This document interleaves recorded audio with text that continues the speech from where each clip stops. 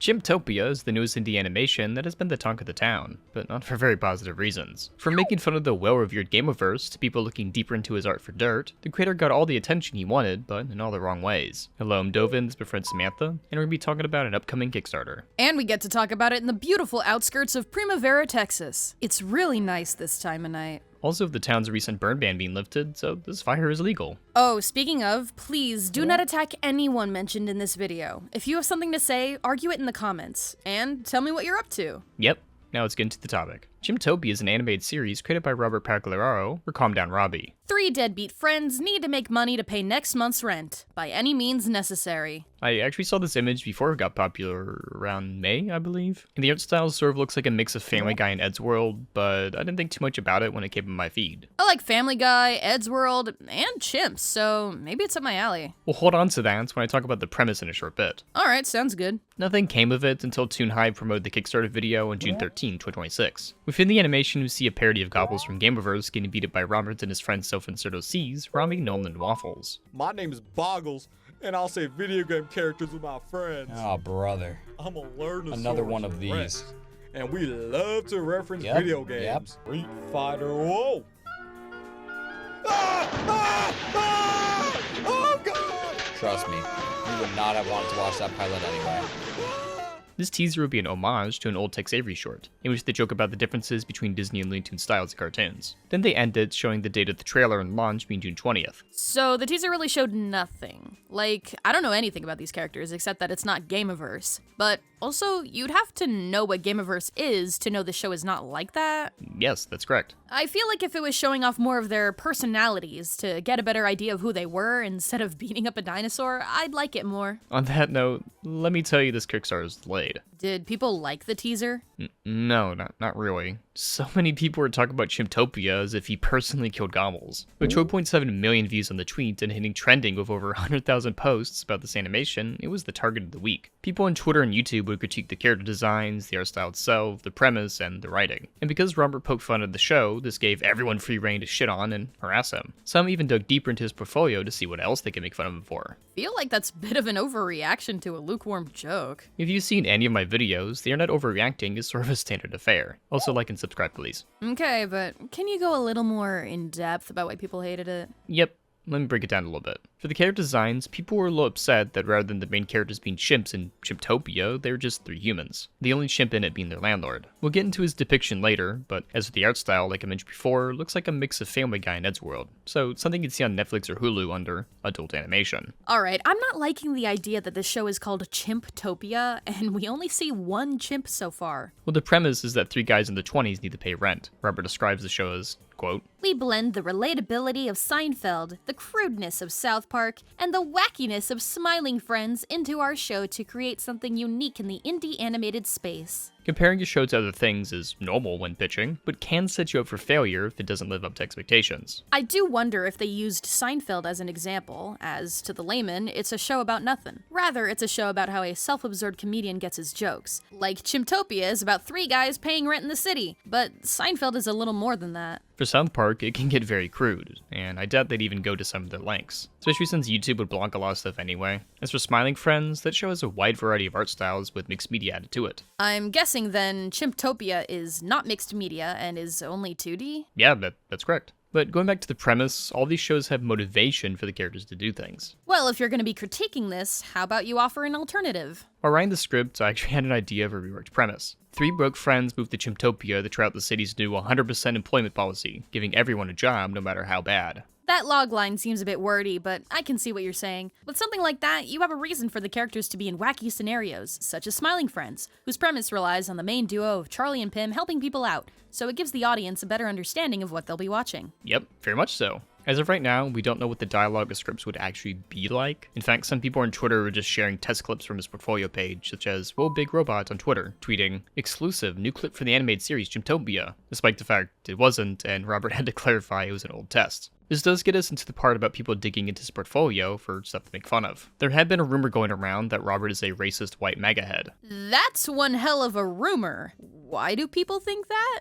Well, this is because in his portfolio, he formerly made merchandise for far-right streamer Nick Fuentes. Nick Fuentes being a white supremacist, and also known for his anti-Semitic, racist, homophobic, and misogynistic comments. People would also point to the chimp character being racistly drawn as well. Robert would give clarifications about the landlord drawing and Nick merch. Quote, "This character is based off of one of my friends who is Hispanic. We thought making him a monkey, for literally no reason, was funny, and it was not meant to incite any racism. I am Puerto Rican, so it was not meant to be taken that way. Lol." As for the merch, Robert would say, "I was not aware how controversial he was, and was sent a link to their internship offer by a family member. I made it to their second phase, which wanted us to design a piece of merch as a test. It was not until my final interview where I found out what their brand motive is. I ended up declining their offer because I do not align with their views, and those pieces of merch do not align with my political opinion. I kept it up on my portfolio so I could have more stuff to show off, but unfortunately, I did not know how upsetting he was for so many people until now. I apologize to those I affected by creating work for someone so evil and bigoted." people would chastise him for not knowing who Nick Fuentes was and why he kept it up on the website if he doesn't align with his politics. Funnily enough, one tweet telling everyone about this merch has the first reply literally asking who Nick is. So probably not common knowledge, I suppose. For why he kept up the stuff, Robert said it was because he wanted to have more stuff to show off in his portfolio, and he didn't know how upsetting Nick Fuentes was to many people. Yeah, I can see that, but doing merch for any political person can and will rub large groups of people the wrong way. But I would have just taken it down beforehand if you didn't agree with their politics in the first place. In fact, everyone watching this video right now, if you have a portfolio, please go check it right now in case someone you worked for once turned out to be a Nazi. Going back to the chimp landlord drawing, I can honestly see him drawing it, showing it to his friend, and the friend going, "Haha, that's funny, I'm like a monkey," and then just leaving it in. That would be Hanlon's razor, that states, "Never attribute to malice that which is adequately explained by stupidity." And so, because of that stuff, people believe he is white and racist, despite not being white and denouncing Nick's political views. God, that must suck. Being labeled MAGA, white, and racist, all because of art you forgot to take down from your portfolio page. So in turn of the lackluster teaser and rumors of racism, people felt more than inclined to make fun of him because he became a justified target.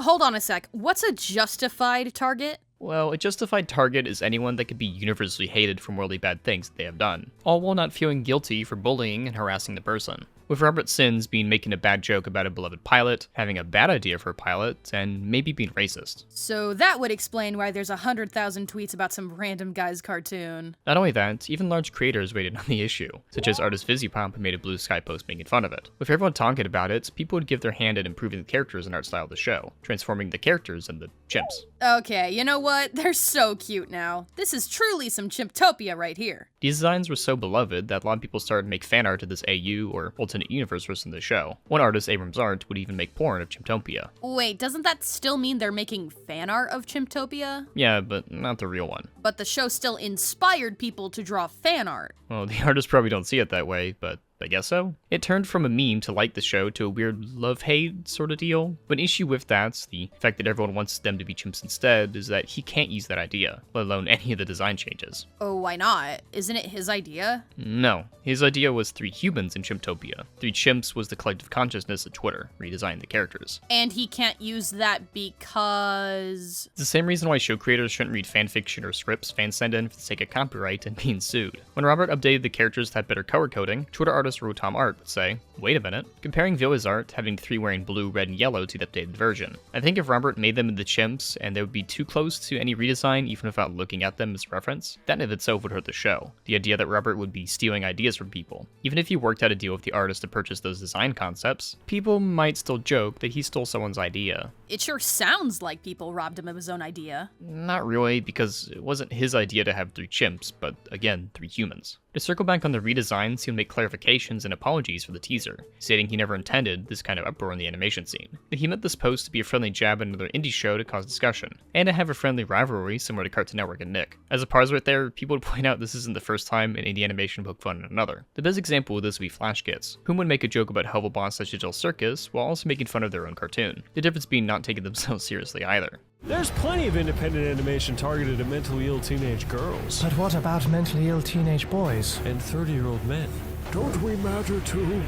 This also reminds me of the console wars thing when we were younger, with Mario vs. Sonic, or Blinks the Time Cat versus everyone. Though I did hear the new Bubsy 4D game is very good. I don't think a rivalry here works in the indie space since it's such a small community of artists making things. If anything, he could just made fun of a Disney movie coming out like Toy Story 5 or Hexed, and probably would have gone over better. Though Toy Story 5 turned out to be very good, so probably not that one. But back to Robert's response, he clarified that he has no evil intentions against Glitch or GAMEOVERSE, that he had been following Ross since his early work, and his art shaped how he animates. Not for nothing, but Ross probably saw the teaser, thought it was funny, and moved on. Like, he never made a tweet about it, so I don't think he was offended. That or his friends were like, hey man, don't give this attention. I can see that. I mean, he made animations on Newgrounds for the longest time, so it's probably one of the more tamer things he's seen. Continuing on, Robert talks about these characters being exaggerated versions of themselves, and that he understands the disdain for the art style and animation. It is based on the lack of time and resources he has, so he took an easier route drawing-wise. Note of course him reusing poses from 2024 for his project. Keep that in mind for later, as I do want to get into that.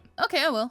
No, I mean the audience. Oh, then I'll forget it. Anyway, he animated this by himself, and once funded, he wanted to get more hands on the project. He has listings, taken critiques, as well as tips into the account. He apologizes to any person affected by Glitch, and he hopes that doesn't affect how people see him in real life. He just graduated college and was trying to start something up because getting a job is very hard. A good chunk of people will not believe his statement of apology. Why's that? Well, he animated himself getting whipped by gobbles, with everyone asking why he drew himself getting lynched. I'm not a PR person, but I'm gonna say that was bad. Did I get that right? Yeah, I wouldn't do that. Maybe a little tone deaf with the racism allegations flying around. We hope you still consider supporting us, and we promise we are definitely not a Family Guy clone. Fuck! Yeah, how does that feel, asshole? Looking towards his other tweets, this project was to help him get money right after graduating art school. I suspect that's why the original stretch goals were this high, as he wanted to turn this into a full-time job of sorts. College, especially art college, is very expensive, and finding a job in the industry is quite difficult nowadays. I graduated from art college, and thankfully I don't have any more student loans. Though that was due to a lawsuit, but that's neither here or there. From all you've described, this wasn't his best foot forward. It wasn't for a lot more reasons than you may initially think. Noting the style and animation, I think Robert limited himself to a degree that was detrimental to his show. What do you mean by that? If we look at his portfolio, we see that he is more than capable of an artist and animator, both in showing good expressions and movements and design, such as these cute stylized meat things and drawing people as shown on screen. If Robert's Chimptopia designs were more like these, unique and expressive, I think the show could have had a better chance in the public eye. He did give a reason that it was based on lack of time and resources, but if in the teaser it was more of an animatic style, or even with rigs in the style, it would look a lot better. So in limiting himself, people just assumed he couldn't draw that well? Yep. And along with that, it took me a bit to actually find his YouTube channel. I think he should just add all of his socials on his website to make it easier for people to find his works. Speaking of, checking on his YouTube channel, the only two things on there are SpongeBob Animatic from nearly 10 years ago, and the promo short for this Kickstarter. If he took time to post animations and utilized his channel more, I think that would be a good showcase of what he is capable of art-wise. While he doesn't have a large following, if he can show off what he can do, it does give a leg up when it comes to promoting something you want money for. Yeah, usually Kickstarters are more successful when you have an audience or library to show off what you can do. Maybe if he went the route of Bridge Kids, he can build up an organic following on the channel first. Created by Mike Carf, Bridge Kids is a project he'd been working on the side while doing industry work. One day it blew up, and subsequent episodes have gotten a lot of views. I would even encourage you, the audience, to work on your projects and skills before doing a Kickstarter. He already made a video about how much money it takes to make a thing, but putting your idea out there and building a fan base is way safer and smarter move than just say spending $30,000 on your first project. As for how Robert promoted it, I think GAMEOVERSE was just a bad target in general. Why? What's so special about it? Well, to give a little backstory, GAMEOVERSE had been in the works for more than a decade, with the creator Ross pitching and working on it all that time. So to make fun of a show like that, the collective internet felt hurt. To see someone have all their hard work finally pay off, only for someone to go, "My show is a lot better," left a bad taste in a lot of people's mouths. Okay, I can see that now. It's like an underdog story. Now they're just the dog. Yeah, exactly that. A important thing to mention is that Robert has less than 5,000 followers. He did gain a lot since all this happened, but I bring up the number as a lot of successful Kickstarters and even shows thrive with a huge following. This can be a form of having a lot of fans yourself, or mutuals who have large followings that can help promote the project alongside you. Actually, saying that number puts things into perspective regarding everything that happened. 100,000 tweets shitting on someone who, for all intents and purposes, is a small artist. I think the hate was disproportional to say the least. Not to say that you can attack GAMEOVERSE and expect no repercussions, but I think the lengths in which people are going just to be against this project is silly. Rather than uplifting other shows, more time was spent on just shitting on this one. On screen, at the time of writing, I'm going to show up some Kickstarters if you want to support those, and take a look at what other creators are making too. Also why I said that if you have anything to say it in our comments section, where you have more characters and can have better discussions. As of this video, Robert has delayed the announcement of his Kickstarter to July 17th, reworking everything about it. On Father's Day, June 21st, he would give an update about where the animation is going, and talks about how he's reworking the goals to be a lot smaller. But personally, I think Chimptopia needs to be put on indefinite hiatus, not only to properly rework the project, but to build a connection to the community that feels hurt. From the outside in, many see Robert as a racist, pessimist, hating on other indie shows, while his looks like trash. This is an extremely uphill battle to trudge along through. If the stretch goals are 20k for a second episode, I can suspect one episode may cost 10 to 15k to produce. Do you think that he'd be able to raise the money? Honestly, I can see it go either way. Either the project fails and people make fun of him more, or the collective public believes it would be funnier if he actually gets the money and now he has to make the thing. This leads into toxic positivity and trolls funding it to further make fun of course. It does make sense to spend time now reevaluating everything and just making other animations in the meantime. That way he isn't rushing to please an audience that doesn't like him in the short term. Personally for me, I created a pilot 6 years ago, but it sucked. I started working on another one and canceled that one as well. In the meantime, I've worked on other people's projects and been having fun with this channel, creating 2D rigs, arts, and even now 3D sets. Not that truck though, I paid my friend Mangosa to make that. But still, I want to take time to work on my art style, work ethic, and how to produce things. At this point in time, I don't want to spend a bunch of money on a thing when, at the core of it, I'm not a good artist, let alone an animator. I don't want to bring people onto a project until I'm confident in my own art, or else I'm hiring professionals to polish a turd. And I wouldn't want anyone else to rush into a thing if they're not ready yet. I think looking at projects like Robert's is a good learning opportunity, not in just how one chooses to promote a project, but also rather how an artist can sell himself short in the pursuit of making an idea. Not to mention making sure your portfolio doesn't have Nazi stuff in it. That's also important too. I think a good takeaway for you, the audience, would be to keep on drawing and work on your ideas. To collaborate with friends, as indie art and just art in general is a collaborative medium. Light jabs like the Flash Gets one can work, but I think this all works better when people are more uplifting. Believe me, I was not always thinking like that, and I learned the hard way. But hey, always move forward. Hey, it's about that time to read some audience responses. You're right. Let's take a look. At first seeing the teaser like most people, I clowned on it for being super unprofessional, and the show looking super bland. However, as someone who's about to go to SCAD, the art school where Robbie graduated in, and someone who wants to make their own indie show, I feel a little bad for him. The show itself and characters look generic as hell. I saw some redesigns on Twitter of the main trio's monkeys, which look pretty cool. Plus, it would not be weird for the landlord being a vaguely human monkey hybrid, or hell, make him a talking normal chimpanzee and who just so happens to be the landlord. Overall, this concept needs some serious work. I do think it's the creator who's in the wrong for trying to dunk on GAMEOVERSE and use it to promote his own project. It was pretty tasteless and disgusting, even if he wasn't intentionally trying to be. The premise itself isn't really that interesting, but I do hope he can at least try to put out his own spin on it. Pymations has done projects with simple premises and managed to be well received by people. Suction Cup Man, Sheriff Hayseed, How to Be Cool, and Mike and Zach. Chimptopia is, in my opinion, a learning tool of what not to do when promoting your own work. Otherwise, you're gonna lose the race before you even have a chance to run. I saw the animatic where the main characters watch 3 fast food employees seek their own demise, and I think I've seen enough. The animator who created Chimptopia seems to genuinely have a good eye for movement and animation, but the actual content of his work just doesn't sit right with me.